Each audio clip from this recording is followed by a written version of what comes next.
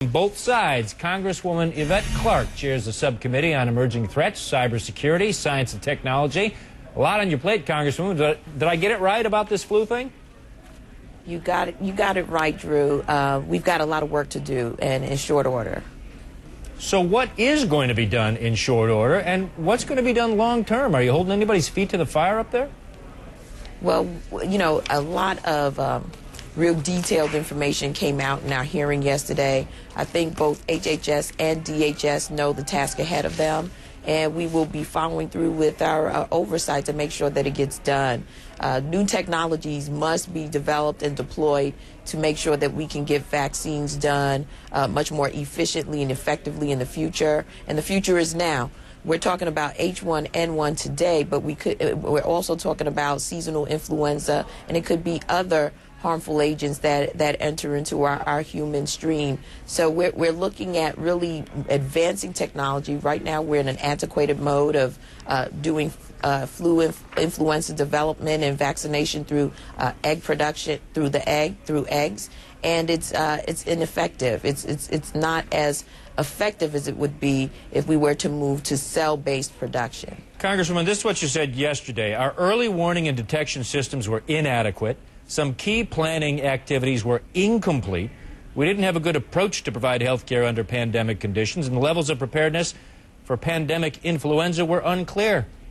That sounds a lot like the statements related to FEMA after Katrina. Yeah, I can see how you can draw that reference. Here we have another sort of naturally occurring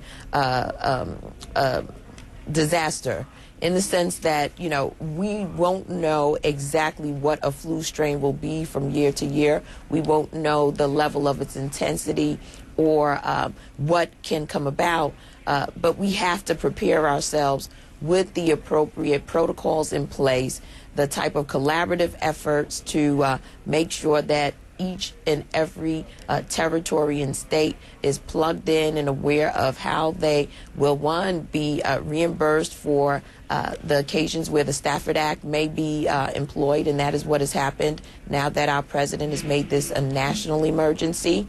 We have to make sure that FEMA is responsive in making sure that regulation is specific to pandemic influenza, and that is now in place.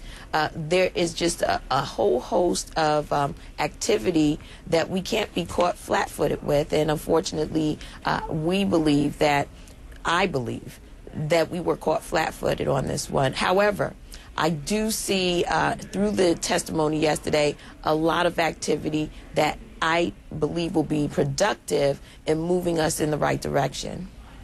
Well, that's a lot of productive talk, but not a lot of productive shots in the arm or sniffs up the nose. Yeah, unfortunately, you know, the production of vaccine was a lot slower than they had anticipated. And that's the other thing. Again, when we start looking at the expansion of modes of development of vaccine, the technology is pointing towards cell-based development. I think that we will not be caught in a situation where we're not certain as to the rate of growth of vaccine. You know, sometimes it can be slow, sometimes it can be fast. We over-anticipated what the rate of growth would be for the H1N1 vaccine, and again, overestimating it then put our whole plan out of whack because we thought that it would have been a faster growth process. Congresswoman, we certainly thank you for coming on. I want to